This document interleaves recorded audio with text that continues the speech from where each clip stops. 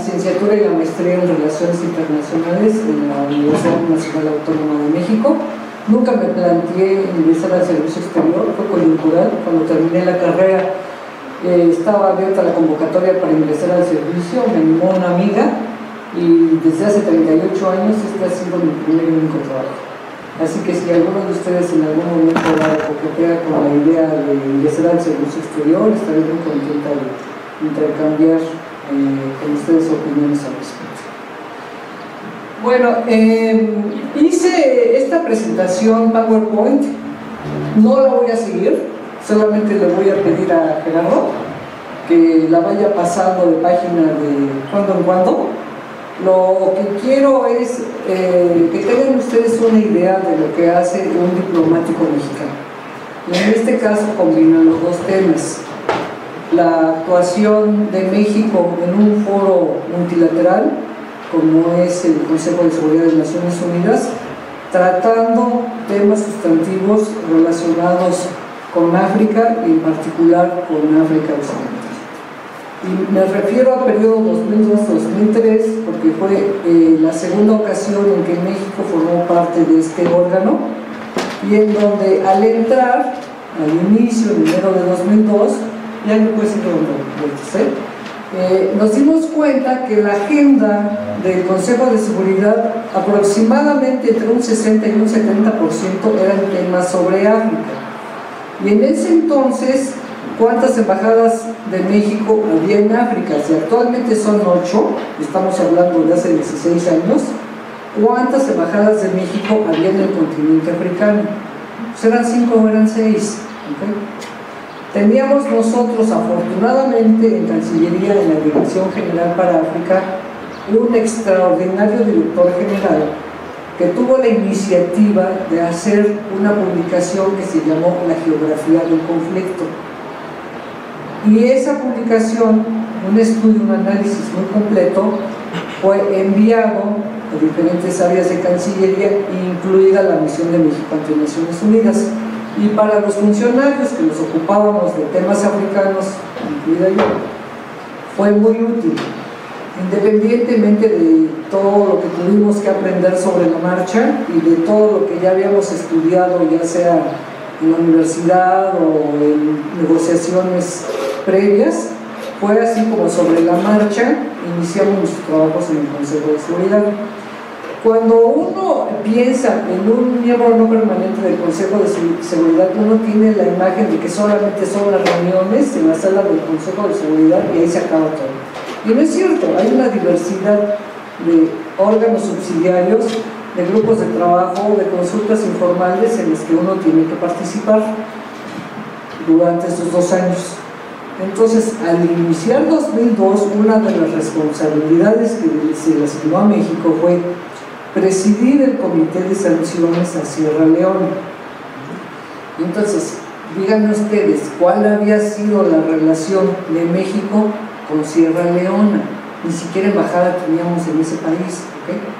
Entonces, de repente, tener esta responsabilidad tan grande de vigilar la aplicación del embargo de armas, el embargo de diamantes, prohibiciones de viaje a funcionarios, de lo que se trataba el trabajo de este comité fue una labor de investigación, de actualización ultra rápida y de ponerse a negociar con los otros 14 miembros del Consejo de Seguridad. Y obviamente la mayoría de las negociaciones eran o en inglés o en francés. ¿Okay? Entonces, bueno, esto es solamente para que tengan una idea de cuál fue el papel de México en esos 2 años en temas generales y en algunos casos en concreto sobre la región de África Occidental, que es a lo que me quiero referir, o sea, Sierra Leona, Liberia y Costa de Marfil, aunque Costa de Marfil pidió que su país siempre sea conocido como Côte d'Ivoire, que es lo mismo pero en francés. Entonces, ¿cuál fue la situación que encontramos en Sierra Leona, que fue nuestra responsabilidad principal? Bueno, un país que se encontraba en un proceso de consolidación de su paz interna. En la década de los 90 hubo un golpe de Estado, vimos que había un debilitamiento de las estructuras de gobierno, el Estado de Derecho no funcionaba como debería de ser, una economía en crisis, una situación humanitaria desesperada de la población civil, y a esto se conjugó situaciones similares, principalmente en Liberia, su vecino, y después en Côte d'Ivoire, el otro vecino. Entonces, una de las responsabilidades del Consejo de Seguridad es velar por el mantenimiento de la paz y la seguridad internacionales. Y cuando hay algún tema, algún conflicto que pone en riesgo esta paz y seguridad internacionales, es llevado a consideración de los 15 miembros. Entonces, el tema de Sierra Leona pues ya estaba en la agenda cuando llegamos. ¿Por qué? Por todas estas secuelas del conflicto interno que no se acababa de resolver. Entonces, el Consejo de Seguridad, en base a una de sus prerrogativas que le da la Carta de las Naciones Unidas, en particular el artículo 7, y con la aprobación de los 15 miembros del Consejo, se decide el envío de operaciones de mantenimiento de la paz. Entonces, esto pasó en Sierra Leona. Fue una decisión muy importante de los 15 miembros del Consejo de Seguridad, porque esto implica que toda la membresía de Naciones Unidas tiene que contribuir al presupuesto de estas operaciones de mantenimiento de la paz, que es separado de lo que es el presupuesto ordinario de Naciones Unidas, con el cual se cubre pues, el financiamiento de todo el tipo de actividades que lleva la ONU. Pero lo que se refiere a mantenimiento de la paz, el envío de cascos azules, es un presupuesto separado. Entonces, cada vez que el Consejo toma una decisión de esta naturaleza, pues eso implica que va a haber un desembolso importante por parte de todos los Estados Unidos, sean o no sean miembros del Consejo de Seguridad. ¿Ok? Bueno, entonces, México, como presidente de este comité de sanciones, tenía que llevar a cabo reuniones entre los 15 miembros, pero también allegarse información de diferentes fuentes de cómo estaba funcionando el régimen de sanciones que se le había impuesto en 2001, antes, desde 1997. Principalmente había una prohibición para la exportación de diamantes en bruto de Sierra Leona. Los grupos rebeldes y a veces también las fuerzas gubernamentales los intercambiaban por armas de manera ilícita, todo esto para poder continuar con sus guerras internas. Entonces había una prohibición de exportación de diamantes en bruto de Sierra Leona. Había un embargo de armas, ¿okay? Sobre todo a los grupos rebeldes. Había un grupo muy famoso que era el Frente Revolucionario Unido, que era el que le hacía la guerra al gobierno de Sierra Leona. Y aparte había una prohibición de viajes para los líderes o los integrantes de este grupo rebelde armado, y era la responsabilidad y la obligación de todos los miembros de Naciones Unidas que si detectaban que alguno de estos individuos quería hacer un viaje fuera de Sierra Leona, pues no se le permitía. ¿Okay?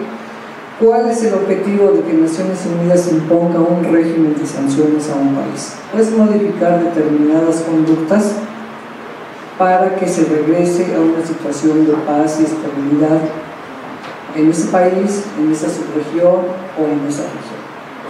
Entonces, bueno, pues fue transcurriendo 2002, fuimos sesionando en ese comité de sanciones y llegó un momento en que fue necesario realizar un viaje.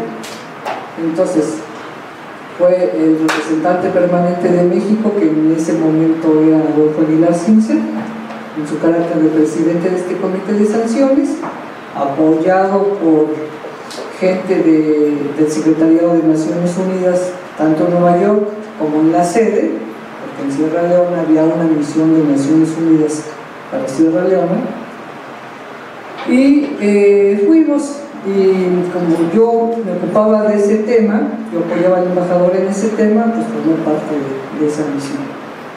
Entonces visitamos en África Occidental, Sierra Leona, Liberia, y Guinea, que esos tres países conforman lo que se llama la unión del río Manu, porque este río atraviesa estos tres países. Entonces era hagan de cuenta como la cumbre iberoamericana o reuniones, cumbres de Alianza del Pacífico. En ese momento, para estos tres países de África Occidental, era un foro de concertación, de diálogo, en la medida de lo posible, adoptar acciones en beneficio de la paz y la estabilidad de la subregión. Bueno, entonces, por esa razón fuimos a estos tres países. Pero también visitamos en Bruselas, en Bélgica, nos reunimos con funcionarios y con representantes de la industria del diamante, porque pues nosotros lo que nos interesaba era allegarnos de información en donde determinar qué tan activo era el comercio ilícito de diamantes en bruto y su intercambio por armamento, sobre todo tomando en cuenta estas prohibiciones que ya les mencioné al principio. Nos reunimos en Francia, en la sede de Interpol, en Lyon, para detectar los flujos de armamento hacia esta región de África Occidental. Y también nos reunimos en Viena con el secretariado de lo que se llama el Acuerdo Wassenaar, que también es exportación de armamento. Entonces, fue un viaje muy amplio en donde nos pudimos reunir con representantes de gobierno, con líderes políticos, con líderes de organizaciones de la sociedad civil de todo tipo, desde cuerpo diplomático, grupos de mujeres, líderes religiosos, con empresarios y hablamos con los propios funcionarios de Naciones Unidas que trabajaban tanto en Sierra Leona como en Guinea como en Liberia, para que nos dieran pues la información que ellos tuvieran y nosotros hacer un análisis y transmitirlo a los otros 14 miembros del Consejo de Seguridad, y así fue. Entonces, para sorpresa nuestra, y a pesar de que nuestra responsabilidad principal era los temas de Sierra Leona, cuando llegamos a Liberia nos dimos cuenta que ese país, esa sociedad, estaban en una situación desesperada. Realmente ellos estaban inmersos en una guerra interna en donde la población civil era víctima tanto por parte de fuerzas gubernamentales como de grupos rebeldes armados. Y debido al conflicto que había en Sierra Leona y que empezaba en Côte d'Ivoire, en esos tres países, hagan de cuenta que había un flujo de mercenarios, ¿okay? Había combatientes en Liberia de Sierra Leona y de Côte d'Ivoire. En Sierra Leona había combatientes de Liberia y de Guinea y de otros países, y cuando al final de nuestro mandato en 2013 empezó un conflicto similar en Côte d'Ivoire, también encontraban combatientes de Sierra Leona y de Liberia. ¿Y por qué lo hacían? Porque la situación económica de estos tres países estaba tan mal. Imagínense, la mayoría de la población, 80% de la población en situación de pobreza extrema, la mayoría de los jóvenes desempleados sin posibilidad de ir a la escuela.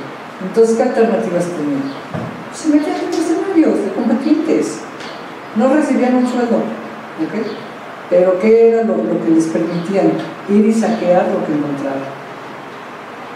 Y tanto Sierra Leona, al rato les voy a enseñar unas fotografías, como Liberia, son países en donde se encuentran los diamantes. Pero los diamantes no de que se van a una mina y ahí con el pico excavan, no, es lo que se llaman diamantes aluviales, en donde van y prácticamente con una coladera lo meten, lo limpian y ahí salen los diamantes, ¿okay? Entonces, la debilidad estructural de estos países impedía que hubiera un control efectivo sobre la extracción de los diamantes. Entonces las personas que los recolectaban diamantes en bruto iban, los vendían, los ganones eran los intermediarios, ¿no? Porque esos diamantes encontraban su caminito hacia los principales centros de tallado y venta de estos diamantes, que obviamente la ganancia final, pues ya se imaginarán, era tremenda, ¿no? Entonces, bueno, toda esta situación, México como presidente del Comité de Sanciones a Sierra Leona la presentó al Consejo de Seguridad, se hizo patente la situación desesperada por la que se encontraba Liberia y la urgente necesidad de que Naciones Unidas atendiera también la situación en ese país. Gracias a esta iniciativa de México, que después ya fue compartida por los otros 14 miembros del Consejo, se adoptaron resoluciones, después se envió una misión de Naciones Unidas a Liberia, que apenas hace 2 años terminó, o sea que tardó muchos años en llegar a un proceso de estabilidad política, económica y social. En el caso de Sierra Leona, en 2010 apenas terminó esta misión de Naciones Unidas. Actualmente en los dos países hay una presencia de Naciones Unidas, pero muchísimo más limitada.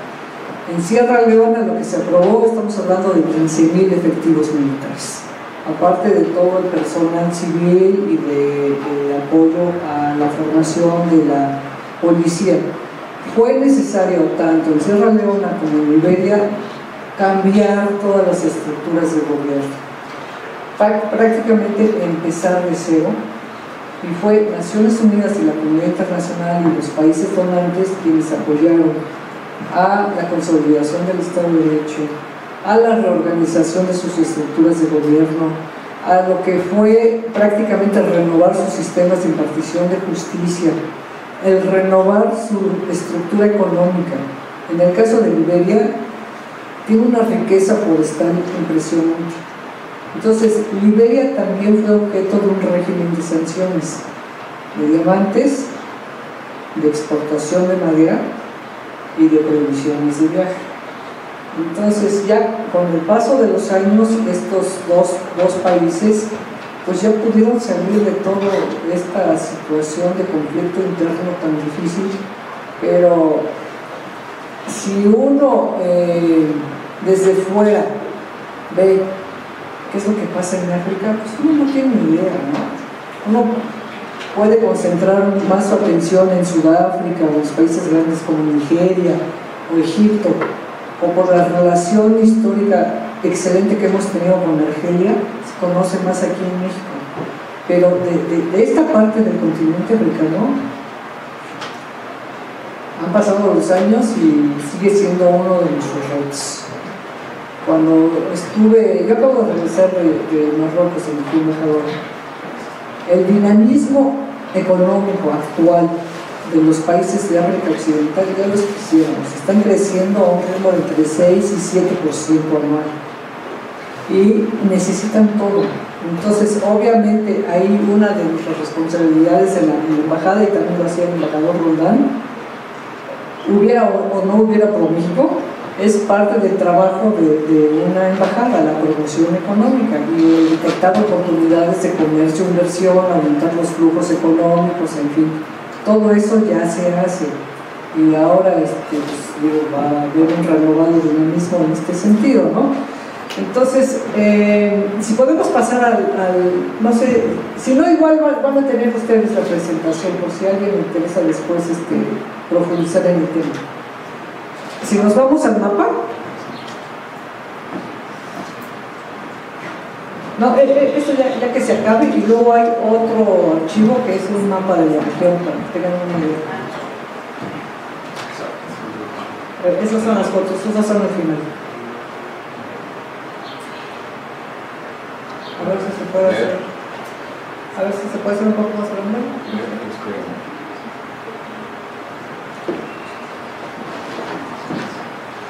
Bueno, es más o menos para que tengan una idea de lo que estoy hablando. Este es un mapa de Naciones Unidas sobre la región de África Occidental. Entonces, Sierra Leona, que está aquí abajo, Liberia y Côte d'Ivoire. Y arriba de Sierra Leona y Liberia está Guinea. Entonces esos tres son los que conforman la unión del río Mano. Y más hacia la derecha, bueno, ya está Nigeria, donde tenemos embajada. Antes, al lado de Côte d'Ivoire, es Ghana, que fue nuestra última embajada que abrimos, y ahí en la sede de la Embajada de México también está la Embajada de Colombia, en el esquema de apoyo entre miembros de Alianza del Pacífico. Y bueno, y arriba obviamente está la Embajada en Argelia, y arriba de Sahara Occidental está la Embajada en Marruecos, y bueno, más al sur está, del otro lado, está Egipto, Etiopía, Kenia, y abajo está Sudáfrica. Tenemos 8 representaciones. Y entre las 8 representaciones nos dividimos a los 54 países del continente. ¿Okay?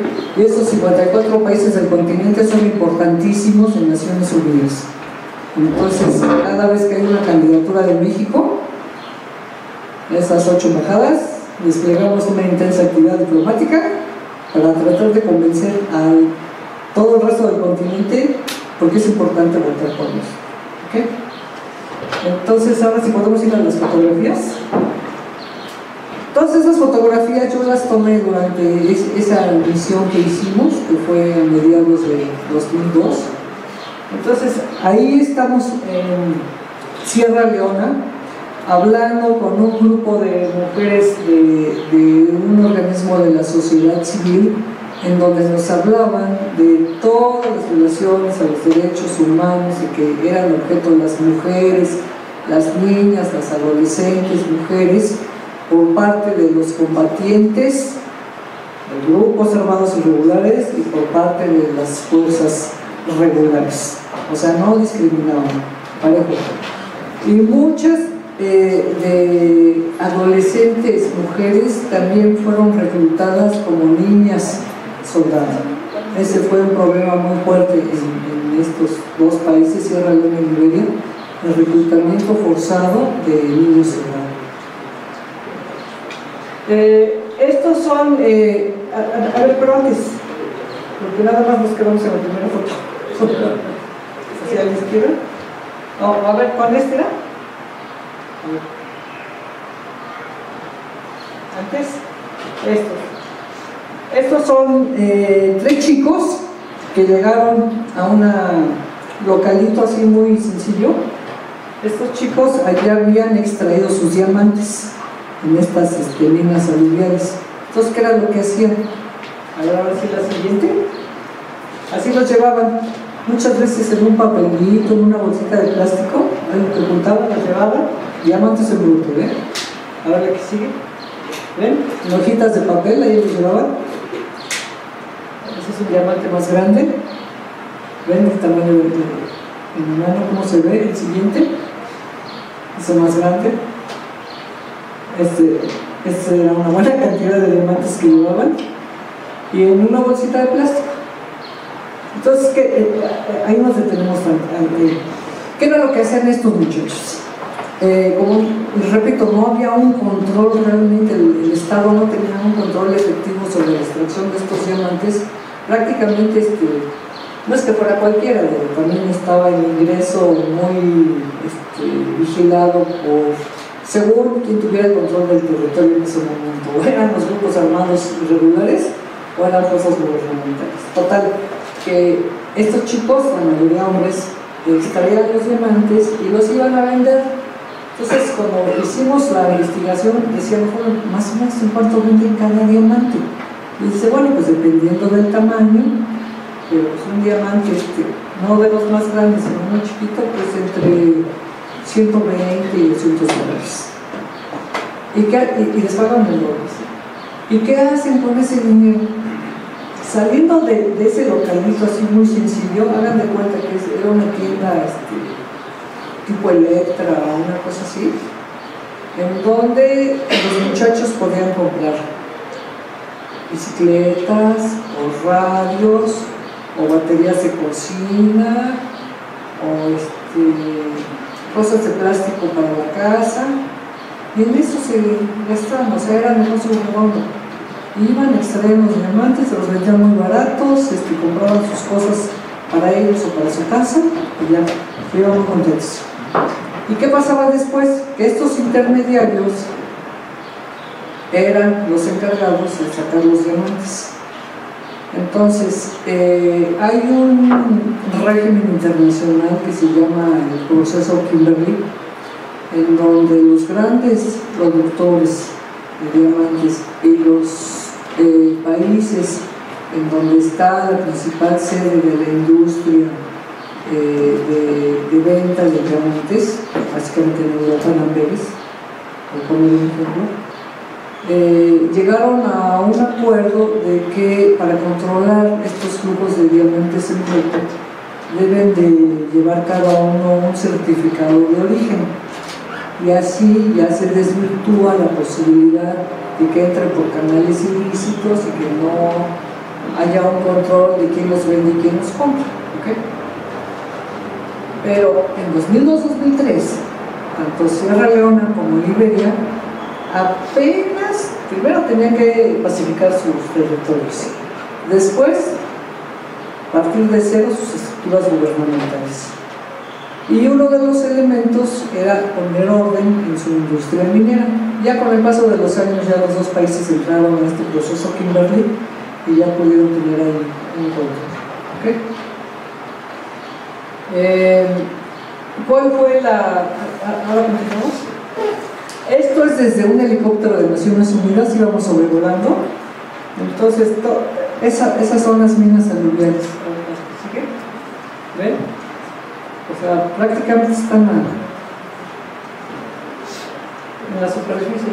¿Sí? ¿Ven? Estas son escenas de las poblaciones cercanas a donde se encuentran estos depósitos de diamantes. Digo, realmente son áreas muy, muy pobres. Todo esto. Y no sé, bueno, está un poco borrosa la foto, pero no sé si alcanzan a ver. Ahí, estos son los jóvenes. ¿Ven? Acá. Que estaban en el proceso de extraer los diamantes. ¿Y qué sigue? Las casitas muy pobres. Ahí hay otra mina.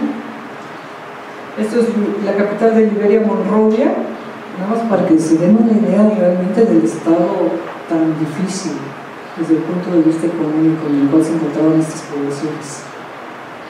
Ahí estamos en pláticas con líderes religiosos en Liberia, que nos contaban cómo estaba la situación interna del país.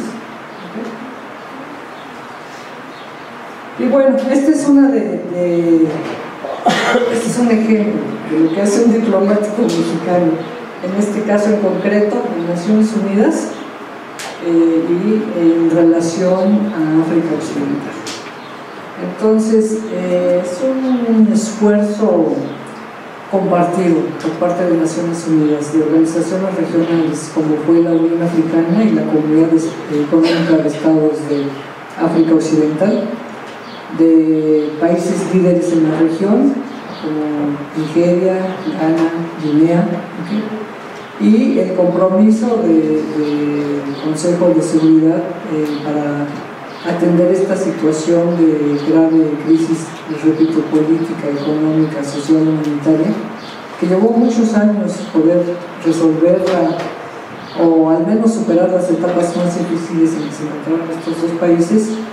Y como representante de México en Naciones Unidas puedo decirles que fue muy apreciado por el resto de los países del continente africano el involucramiento de México en un tema tan lejano a nosotros.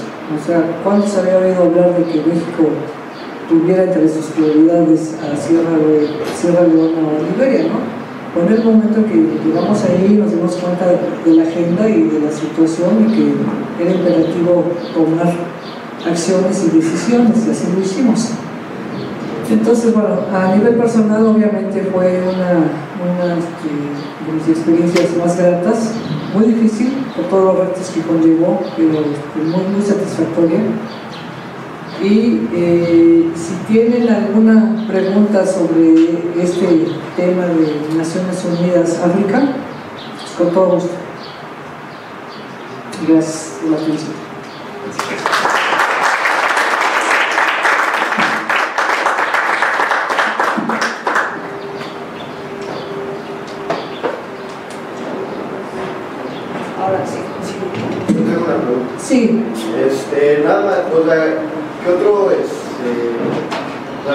su principal actividad eran los diamantes ahí en esa zona. Pero ¿qué otras actividades había para la población? Nada más se enfocaban en la población. Agricultura de subsistencia. ¿Por qué? Porque el conflicto interno, tengan presente que al ser, esto fue tanto en Sierra Leona como en Liberia, al ser países tan pobres, los soldados no recibían un sueldo, pero tenían autorización de llevarse lo que encontraran en el camino. Entonces, ¿qué hacían? Entraban a las poblaciones y saqueaban alimentos y lo que encontraran y lo que pudieran vender. Entonces, la población civil salía huyendo de esos lugares. Entonces, el porcentaje de la población de estos dos países que se refugió en los países vecinos o que se desplazó de manera interna al interior de esos países fue altísimo. Entonces se perdió cualquier tipo de actividad económica. ¿Y qué era la alternativa que quedaba? Pues lo que en el río lo que pudieran pescar, o en el bosque lo que pudieran plantar, o el arbolito frutal que pudieran encontrar. Y por eso fue tan importante esta actividad ilícita de extracción de diamantes. ¿Por qué? Porque era algo que estaba más o menos al alcance, que no costaba demasiado trabajo y que prácticamente si se arriesgaban, pues iban. Para una persona que vive con $1 al día, que le den $120 por un diamantito, pues claro que va todas las veces que pueda, ¿no? Y con eso, pues medio le daba de comer a su mamá, a su familia, a sus hijos, sobrinos, o pagaba una manera de salir de ese país, etc. O sea, realmente fue muy difícil la situación de la población civil. Fue uno de los grandes desafíos para Naciones Unidas, la reintegración, desmovilización, el desarme de excombatientes. Y de excombatientes no nada más de puestos gubernamentales, sino de estos grupos rebeldes que no tenían otra alternativa, decían, bueno, pues ni modo, nos vamos a pelear entre nosotros y a tratar de agarrar lo que podamos. En el caso de Sierra Leona era diamantes y oro. En el caso de Liberia eran diamantes y maderas preciosas. Ya después de todos estos años de involucramiento de Naciones Unidas, países donantes, comunidad internacional, ya se pudo mejorar la estructura económica de los dos países. Y ahora, pues afortunadamente, pero costó mucho, mucho esfuerzo y mucha inversión el sacar adelante todo esto, ¿no? Y desafortunadamente, en estos dos países, ¿a dónde iban a parar los ingresos de estas industrias? En la clase gobernante, ¿ok? Liberia, no sé si han oído ustedes hablar del registro marítimo. ¿Quiénes son los principales países con el registro marítimo de buques? Se sabe de Grecia, se sabe de Panamá. Liberia en esa época era el segundo a nivel internacional, con ingresos mensuales de $20 millones. La sede del registro marítimo de Liberia se encontraba en Virginia, Estados Unidos. ¿A dónde iba a parar ese dinero? Pues no iba a la población, ¿verdad? Entonces, bueno, pues ya fue mucho esfuerzo, mucho dinero invertido por la comunidad internacional, pero bueno, afortunadamente salieron adelante estos dos países. Ya al final de nuestra estancia en el Consejo de Seguridad empezaron los problemas similares en Côte d'Ivoire, todavía siguen un poco, pero no de la magnitud de Sierra Leona. Entonces, mi recomendación es de que independientemente de la perspectiva que en este momento ustedes tengan como futuro laboral, no descarten eventualmente el formar parte del Servicio Exterior Mexicano. Somos un grupo reducido respecto al tamaño de la población de México. Somos como 1,600 desde hace como 25 años. Tenemos un ritmo creciente de jubilación en el servicio exterior. Necesitamos gente joven y necesitamos gente que entre de todas las disciplinas.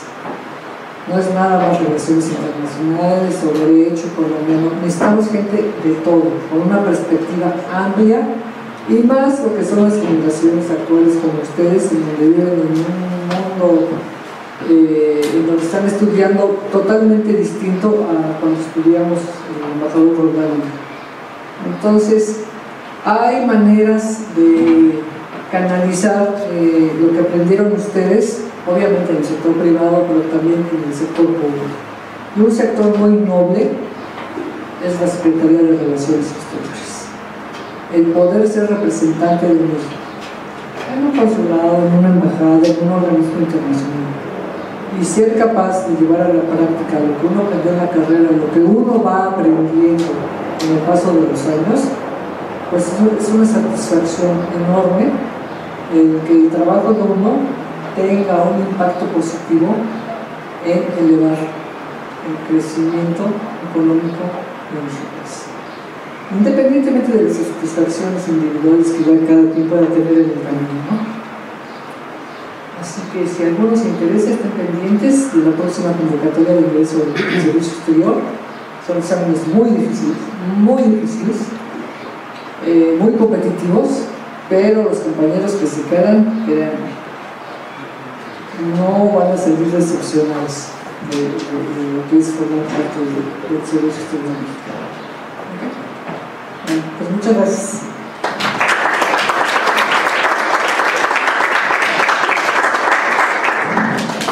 Bueno, yo quisiera agradecer a la embajadora